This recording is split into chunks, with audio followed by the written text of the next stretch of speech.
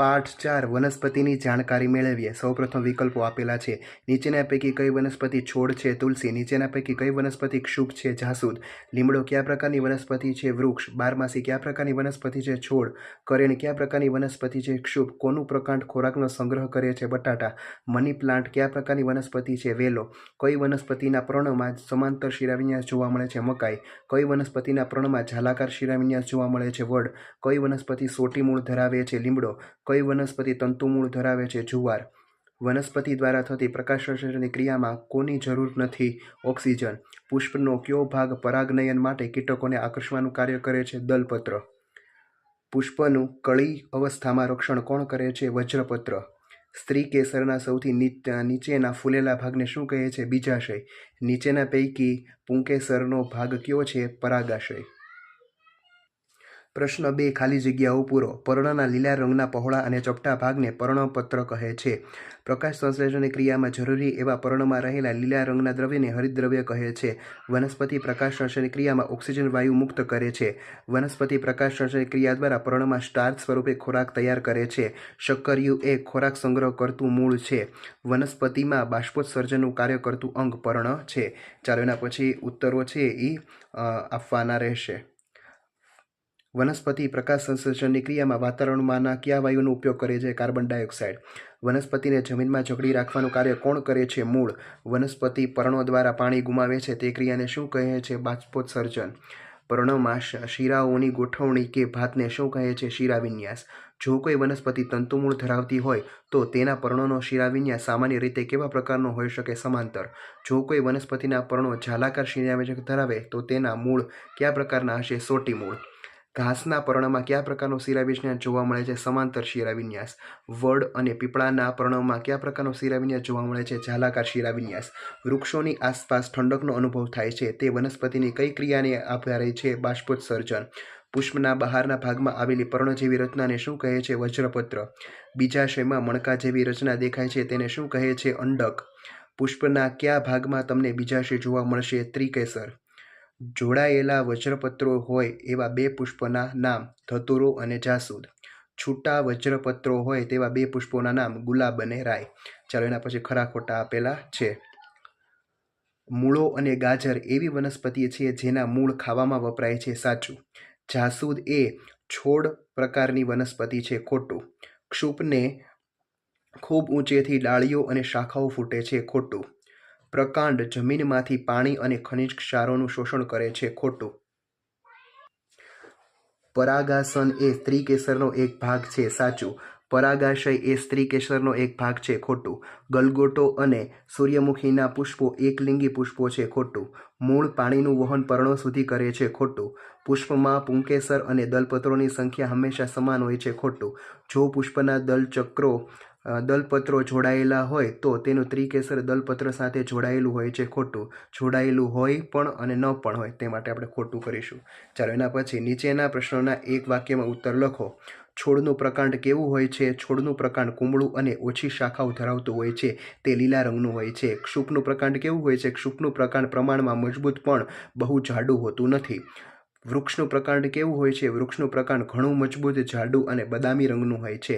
વનસ્પતિના મુખ્ય ભાગો ક્યાં ક્યાં છે? મૂળ, પ્રકાંડ, પર્ણ, પુષ્પ અને ફળ વનસ્પતિના મુખ્ય ભાગો છે.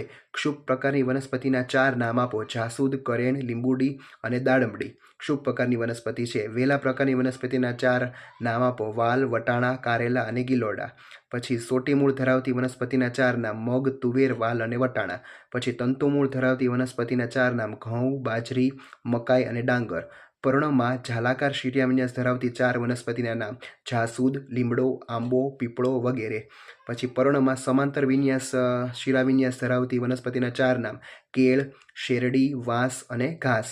પુષ્પના ભાગોના નામ લખો. વજ્રપત્ર, દલપત્ર, પુંકેસર અને ત્રિકેસર પુષ્પના ભાગો છે.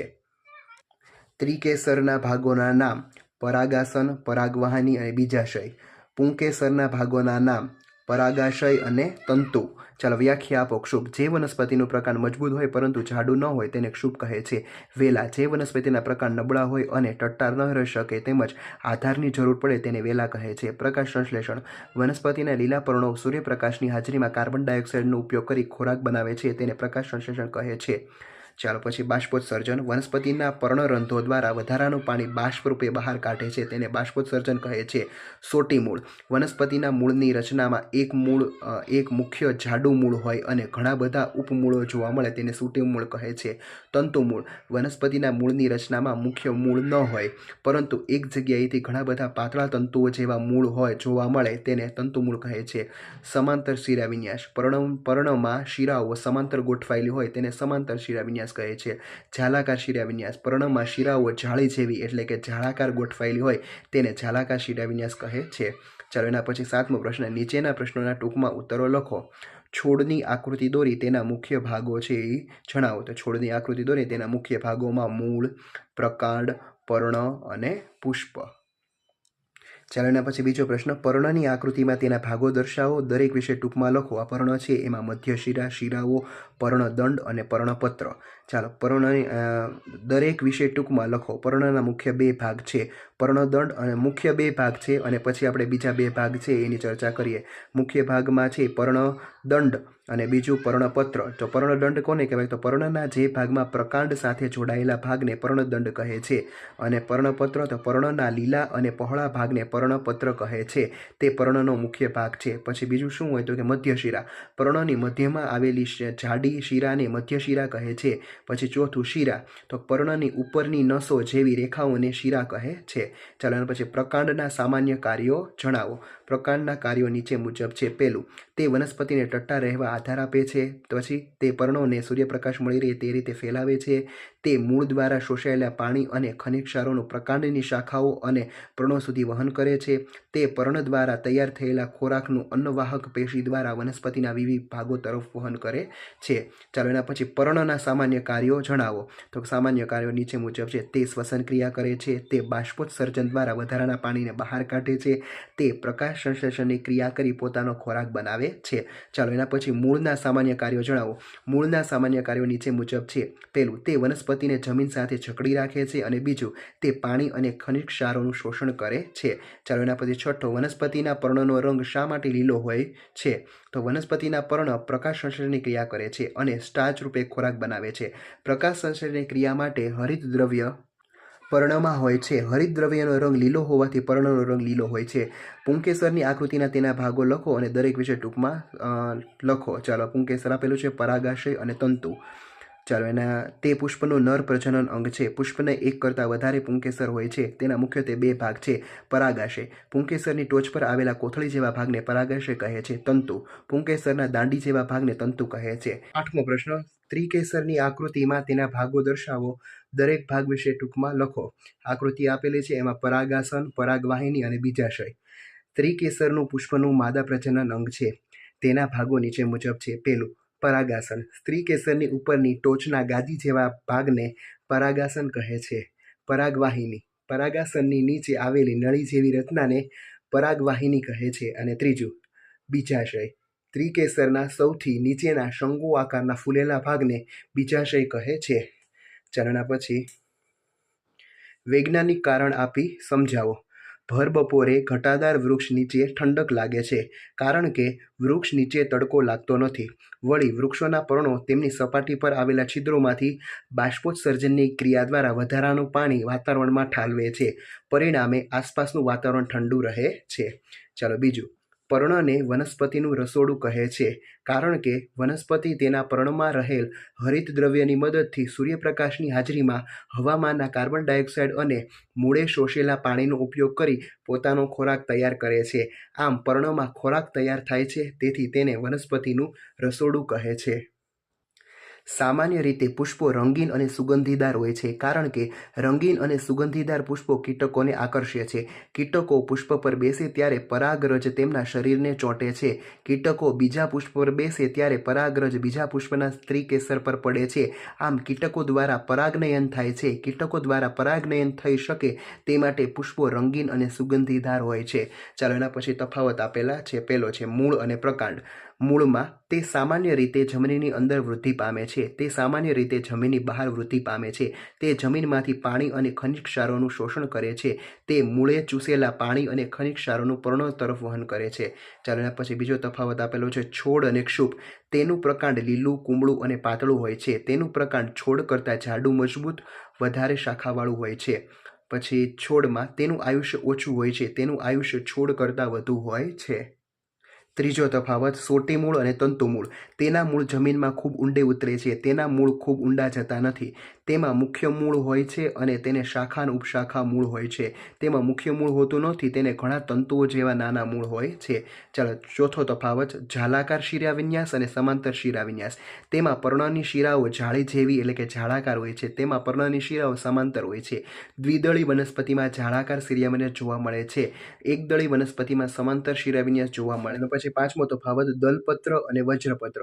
તે સામાન્ય રીતે વિવિધ રંગનું હોય છે. તે લીલા રંગનું હોય છે. તે વજ્રપત્રની અંદરની બાજુએ હોય છે. તે દલપત્રની બહારની બાજુએ નીચે હોય છે. ચાલો એના પછી છઠ્ઠો તફાવત પુંકેસર અને ત્રિકેસર.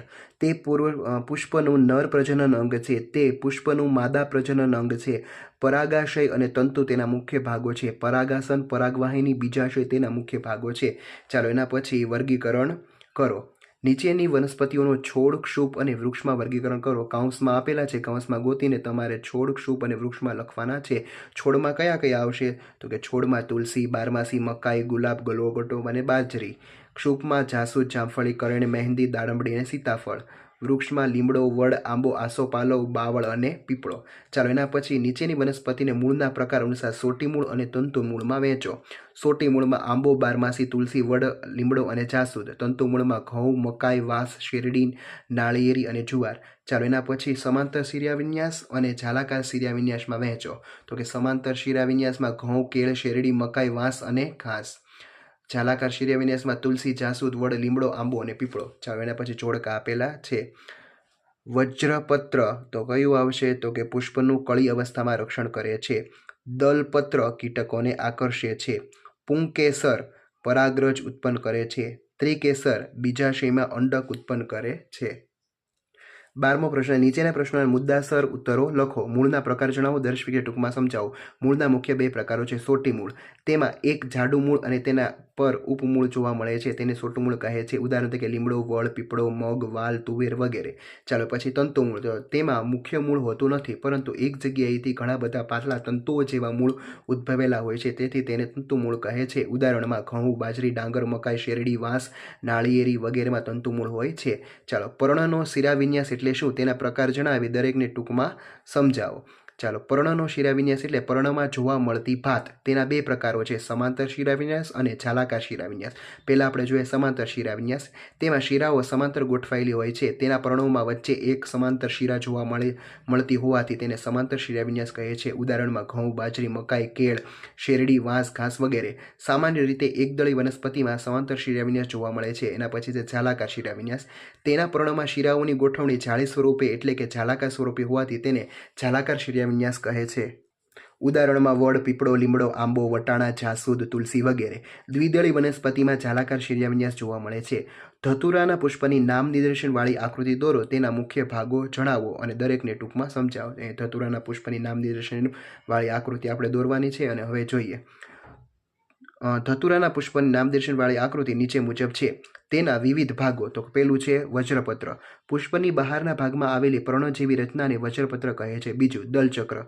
વજ્રપત્રની અંદરના ભાગમાં પાંદડીઓનો સમૂહને દલચક્ર કહે છે. ત્રીજું પુંકેસર. તે દલચક્રની અંદરની બાજુએ આવેલો ભાગ છે. તે પુષ્પનું નર પ્રજનન અંગ છે. ત્રિકેસર. દલચક્રની અંદરની બાજુએ આવેલો ભાગ છે. ત્રિકેસરને પુષ્પનું માદા પ્રજનન અંગ કહે છે.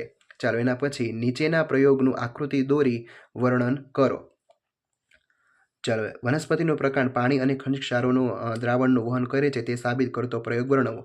હેતુ, તો હેતુ શું છે? તો કે વનસ્પતિનું પ્રકાંડ પાણી અને ખનિજ ક્ષારોનું વહન કરે છે. સાધનો, છોડ, પ્યાલો અને બ્લેડ. પદાર્થોમાં પાણી અને શાહી. ચાલો, અહીં આપણે આકૃતિ છે એ તમારે નામનિર્દેશનવાળી બનાવવાની છે. અહીં છે એ કુમળો છોડ, પછી આ છે કાચનો પ્યાલો, અને અહીંયા છે પાણી અને લાલ શાહી. નામનિર્દેશનવાળી આકૃતિ બનાવવાની રહેશે. હવે એની પદ્ધતિ જોઈએ. કાચના પ્યાલામાં પાણી લો. પાણીના થોડાક ટીપા લાલ શાહી ઉમેરી પાણીને લાલ રંગનું બનાવો. છોડના પ્રકાંડને કાપી લાલ રંગના પાણી ભરેલા ગ્લાસમાં મૂકો.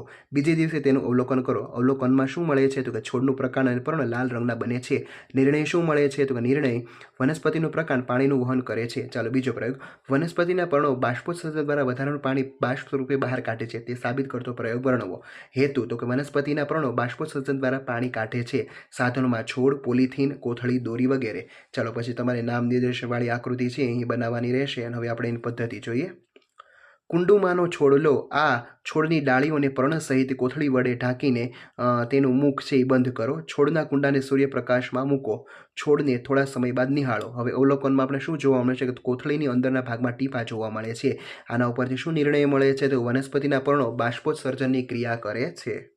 ચાલો, એના પછી ત્રીજો પ્રયોગ. છોડના પર્ણમાં સ્ટાર્ચની હાજરી છે તે સાબિત કરતો પ્રયોગ. હેતુ, છોડના પર્ણમાં સ્ટાર્ચની હાજરી તપાસવી. સાધનોમાં બર્નર, બીકર અને ટેસ્ટ ટ્યુબ. પદાર્થોમાં પર્ણ, પાણી, સ્પિરિટ અને આયોડિન. તમારે આકૃતિ અહીંયા સરસ મજાને આપેલી છે. નીચે તમારે છે એ ડ્રો કરીને નામનિર્દેશનવાળી ડ્રો કરવાની છે. હવે એની પદ્ધતિ જોઈએ. છોડના પર્ણને તોડી ટેસ્ટ ટ્યુબમાં મૂકો. પર્ણ ઢકાઈ જાય ત્યાં સુધી સ્પિરિટ ઉમેરો. ટેસ્ટ ટ્યુબને પાણી ભરેલા બીકરમાં મૂકો. પર્ણનો લીલો ભાગ ટેસ્ટ ટ્યુબમાં આવી જાય ત્યાં સુધી ગરમ કરો. પર્ણને બહાર કાઢી પાણી વડે ધુઓ. પર્ણને પ્લેટ પર મૂકો. પ્લેટ પર મૂકી તેના પર આયોડિનનું ટીપું નાખો. ત્યારબાદ તેનું અવલોકન કરો. હવે અવલોકનમાં શું મળે છે? આયોડિનના દ્રાવણનો રંગ બદલાઈને ભૂરો કાળો થાય છે. નિર્ણય શું મળે છે? કે છોડના પર્ણમાં સ્ટાર્ચની હાજરી હોય છે. ચાલો, એ પ્રયોગ પૂરા થાય છે. હવે આપણે પ્રવૃત્તિ જોઈએ. છોડના તંદુરસ્ત વિકાસ માટે મૂળ જરૂરી છે તે તપાસવું. સાધન સામગ્રી 2 કુંડા, 2 છોડ, ખુરપી, બ્લેડ અને પાણી. પદ્ધતિ જોઈએ. એક જ પ્રકારના 2 છોડને ખુલ્લા મેદાનમાંથી પસંદ કરીને મૂળ સાથે જમીનની બહાર કાઢો. કુંડા એમાં છોડને મૂળ સાથે વાવો. કુંડા બીમાં છોડના મૂળને કાપીને વાવો. નિયમિત પાણી આપો. ત્યારબાદ બંને છોડનું અવલોકન કરો. અવલોકન કરતાં આપણને ખબર પડે શું પડે? તો કે મૂળ વગરના છોડ કરતાં મૂળવાળો છોડ વિકસિત હોય છે. અને નિર્ણય શું મળે છે? કે છોડના તંદુરસ્ત વિકાસ માટે મૂળ જરૂરી છે. ચાલો, બીજી પ્રવૃત્તિ જોઈએ. પુષ્પના મુખ્ય ભાગોનો અભ્યાસ કરવો. સાધન સામગ્રીમાં ગુલાબ, જાસૂદ, સરસવ, રીંગણના ફૂલો અને બ્લેડ અને કાચ. ચાલો, પદ્ધતિમાં તો કે પુષ્પના ભાગને નિહાળો. તે પુષ્પના દલપત્ર છે. બંધ કળીની નીચે આવેલ લીલા પર્ણને વજ્રપત્ર કહે છે. વજ્રપત્ર અને દલપત્રની ગણતરી કરો. પછી દલપત્રોને કાપીને પુષ્પના અંદરના ભાગમાં જુઓ. પુષ્પની અંદર નળી જેવો ફૂલેલો ભાગ ત્રિકેસર છે. તેની આજુબાજુ પુંકેસર છે જે પાતળા તંતુ જેવું હોય છે. તમારા હાથમાં રહેલ પુષ્પમાં વજ્રપત્ર, દલચક્ર, સ્ત્રીકેસર, પુંકેસરને ઓળખો અને સરખામણી કરો. ચાલો, સરખામણી કરીને આપણે કોષ્ટક છે એ પૂરું કરવાનું છે. પુષ્પનું નામ તો કે ગુલાબ. દલપત્રની સંખ્યા છે એ વધારે છે અને રંગ ગુલાબી. પછી વજ્રપત્રની સંખ્યા છે એ 5 અને રંગ લીલો. પછી છૂટા વજ્રપત્રો, અહીં છૂટા દલપત્રો અને મુક્ત પુંકેસર. ત્રિકેસરની હાજરી હોય છે. ચાલો, જાસૂદમાં તો કે દલપત્રની સંખ્યા 5 અને રંગ લાલ. વજ્રપત્રની સંખ્યા 5 અને રંગ છે એ લીલો. પછી છૂટા વજ્રપત્રો, છૂટા દલપત્રો અને મુક્ત પુંકેસર, શ્રીકેસરની હાજરી હોય છે. પછી સરસવ તો કે દલપત્રની સંખ્યા છે એ 4, રંગ પીળો. વજ્રપત્ર 4 અને રંગ લીલો. છૂટા વજ્રપત્રો, છૂટા દલપત્રો અને મુક્ત પુંકેસર, સ્ત્રીકેસરની હાજરી હોય છે. પછી રીંગણમાં તો કે દલપત્રની સંખ્યા 5 અને રંગ છે એ જાંબલી. વજ્રપત્રની સંખ્યા 5, રંગ લીલો.